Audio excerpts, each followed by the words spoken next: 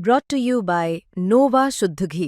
जब जब खाए दिल खुश हो जाए, सदियों का नोवा शुद्ध देसी घी, सपना स्वस्थ भारत का। I love घी घी घी घी घी। एक ही परिवार के 16 लोग राजनीति में बैठे, कोई सांसद है, कोई विधायक है, कोई प्रमुख है, कोई जिला पंचायत है, तो परिवार के लोग सजातीय घिरो चला रहे। और प्रतिभा सम्मान समारोह है, माननीय धनंजय जी उसमें पहुंचेंगे, उनका भी सम्मान हो। 24 में हम लोगों को टारगेट करा तो परिणाम सामने था, और ये तो अब कोई टारगेट करेगा तो उसका भी परिणाम ऐसे ही आएगा। कब सिर्फ मामले में धनंजय सिंह की जो मुश्किलें हैं वो कम होने का नाम नहीं ले रही हैं। ऐसे में मजदूर संगठन के जो राष्ट्रीय अध्यक्ष हैं ठाकुर पूरन सिंह जी, इन्होंने का कहीं ना कहीं एक पोस्ट जो है वो सोशल मीडिया के पे उन्होंने किया है, उनके समर्थन को लेकर के इस वक्त बातचीत करने के लिए हमारे साथ मौजूद हैं। ठाकुर साहब, आपने एक पोस्ट जो है उनके समर्थन में किया है, क्या है, किस तरीके से दिख रहे हैं, क्या कहेंगे? देखो, सवाल क्या है कि या तो मीडिया ये तय कर ले कि सुप्रीम कोर्ट भी हम ही है, कानून भी हम ही है। एक विधिवत कार्रवाई देश में कानून बनाने के बाद हो है।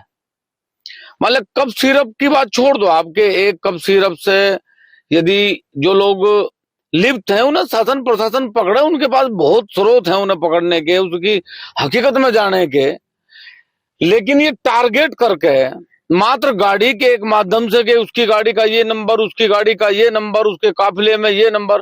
भाई एक नेता है, बड़े लीडर हैं, उनके साथ हजारों गाड़ियां चले, उनके समर्थक भी हो सकते हैं, उनके विरोधी भी हो सकते हैं। इस तरीके से आरोप प्रत्यारोप जो लगाए जा रहे वो कहीं ना कहीं मानसिकता को कमजोर करने की बात है। दूसरी बात, मैं एक बात बता दूं बहुत ईमानदारी से कि ये जो नशा है, ये नशा अगर कोई बेच रहा, सरकार को वहां तक जाना चाहिए। हम नशे के खिलाफ हैं, लेकिन नशे में टारगेट करके उन लोगों को भी फंसाना, मात्र सिर्फ उसे मीडिया कवरेज देना या ये कह देना कि भाई ये गाड़ी है, ये व्यक्ति है। हम तो कह रहे हैं कि आपके पास बहुत कुछ है, जिस दिन आरोप साबित हो जा उस दिन आप कार्रवाई करें। उससे पहले क्यों आप बार बार एक ही व्यवस्था को लेके आप बार बार खड़े होकर बदनाम करोगे, एक छवि को खराब करोगे? तो मेरा जो विरोध है वो ये है कि जब तक कानून के तौर पे, कानूनी तौर पे उन्हें दोषी साबित करने से पहले उन्हें दोष न दिया जाए। जिस तरीके से अखिलेश यादव है सजातीय नेता बता रहे हैं। देखो, अखिलेश सर को तो सब जाने, वो तो सजातीय, वो तो सजातीय माफिया है, इसमें क्या हो रहा है? वो तो सब जाने हैं, उनके बारे में मुझे क्या कहने की जरूरत है। माननीय मुलायम सिंह यादव जी ने या बड़े लीडर जो भी राम मनोहर लोहिया जी रहे हों, जिन्होंने ये पार्टी खड़ी करी जिसका नाम रखा समाजवादी, आज वो समाजवादी पार्टी नहीं रही। और ये बार ये कहना मैं उन्हें बहुत बार सुनता हूँ, वो कहते हैं कि सवर्ण समाज के लोगों ने, अपर कास्ट के लोगों ने। एक तरफ तो आप कहें कि हम भी क्षत्रिय हैं, हम कहें कि श्री कृष्ण के वंशज हैं, फिर अपर कास्ट में कौन है ये भी बता में एक बार, और पिछड़ा कौन है ये भी बता में एक बार। कितने यादव हैं भला कर दिया, कितने भारत के लोग हैं जिनका भला कर दिया। एक ही परिवार के 16 लोग राजनीति में बैठे, कोई सांसद है, कोई विधायक है, कोई प्रमुख है, कोई जिला पंचायत है, तो परिवार के लोग सजातीय घिरो चला रहे, जबकि वो न यादवों का पार्टी है न देश की पार्टी है। वो जो इस प्रकार की भाषा का प्रयोग करे, एक ही परिवार के आप 16 लोगों को सदन में या अन्य पदों पर बैठाओगे तो सजातीय कौन है?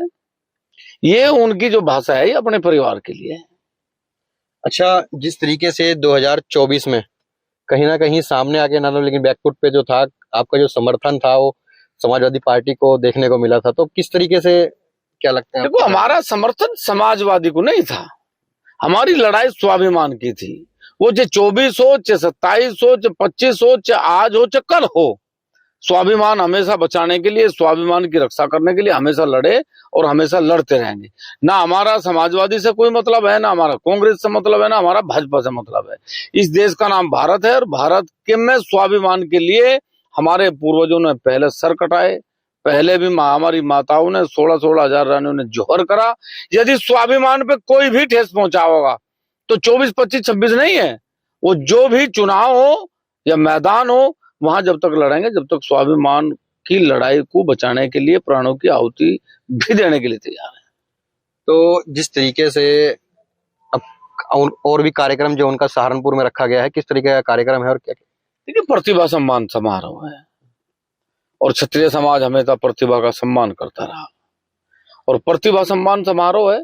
माननीय धनंजय जी उसमें पहुंचेंगे, उनका भी सम्मान होगा और वो अपने हाथों से जो है उन प्रतिभाओं का सम्मान करेंगे जिन प्रतिभाओं ने चाहे खेल जगत में, चाहे शिक्षा जगत में, चाहे समाज जगत में अच्छा काम करा। उन सब का कल सम्मान समारोह है, प्रतिभा सम्मान समारोह है और माननीय धनंजय जी कल आएंगे और उन्हें बच्चों को प्रोत्साहित भी करेंगे, प्रोत्साहन भी देंगे और उन्हें ये भी बताने का प्रयास करेंगे कि भाई ये जो षड्यंत्र है और खासकर जो क्षत्रिय समाज के खिलाफ षड्यंत्र चल रहा, इससे हमें कैसे बचना चाहिए, हमें कैसे बच के इस लड़ाई को मजबूती से लड़ना चाहिए, इस पे भी कल चर्चा हो। तो क्या लगता है कि यूपी में जो ठाकुर हैं उनको टारगेट किया जा रहा है? नहीं, खैर टारगेट तो अब क्या, जब से सृष्टि बनी जब से टारगेट तो करे ही जहां, क्योंकि बड़ा डड़ा खेत में जल्दी फोड़ने का प्रयास करें लोग, तो जाहिर सी बात है टारगेट करने से कुछ होता तो है नहीं। हमेशा लड़ते रहे, हमेशा लड़ते रहेंगे। अब जिन्हें टारगेट करने की आदत है वो तो टारगेट करें। 24 में हम लोगों को टारगेट करा तो परिणाम सामने था और ये तो अब कोई टारगेट करेगा तो उसका भी परिणाम ऐसे ही आएगा। तो टारगेट जो करने की बात, लेकिन हम कह रहे हैं कि षड्यंत्र से टारगेट ना करें। आपके पास प्रूफ हो, आपके पास सबूत हो, आपके पास बड़े प्रमाण हो तो आप साबित करके बाकायदा उनके खिलाफ कार्रवाई करने का काम करें, लेकिन षड्यंत्र के तहत फंसाने का काम, टारगेट करने का काम ना करें। तो क्या लगता है 2027 आने वाला है, शुरुआत ही हो चुकी है, 26 कुछ दिन में आने वाला है?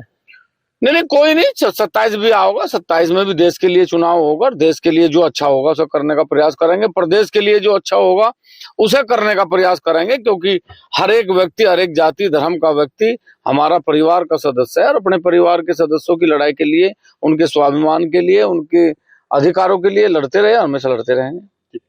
तो ये थे ठाकुर पूरन सिंह जी, क्या कुछ इनका कहना था आपने सुन लिया। अब आप अपनी जो राय है वो कमेंट बॉक्स में जरूर बताइएगा। सहारनपुर से राहुल कुमार, यूपी तक।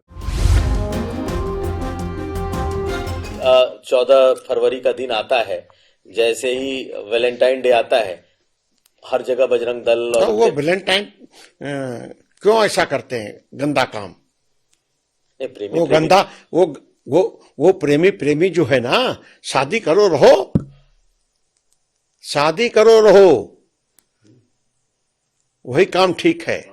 नहीं तो आप जो बजरंग दल के कार्यकर्ता अगर वैलेंटाइन डे के दिन पार्क में प्रेमी जोड़ों को पीटते हैं, उनको भगाते हैं, तो ये आप इसको ठीक मानते हैं? भाई पार्क में जाकर के क्यों करते हो ऐसा काम? जोड़ा बना करके बैठ जाते हो, ना घर वाले उनको पसंद करते हैं, ना गांव वाले पसंद करते हैं। तो भाई जो करना है दोस्ती करना है, बाकी करना घर में करो, एक दूसरे के घर जाओ, शादी करो, किसने मना किया है? तो प्रेम करने पे पाबंदी रहेगी कि कोई आदमी किसी के साथ प्रेम भी नहीं कर सकता? प्रेम करे, शादी करके ही हैं? शादी करके? अरे भाई प्रेम, आपके अगर घर में 4 लोग हैं तो सबका प्रेम है एक दूसरे से, इसमें क्या कठिनाई?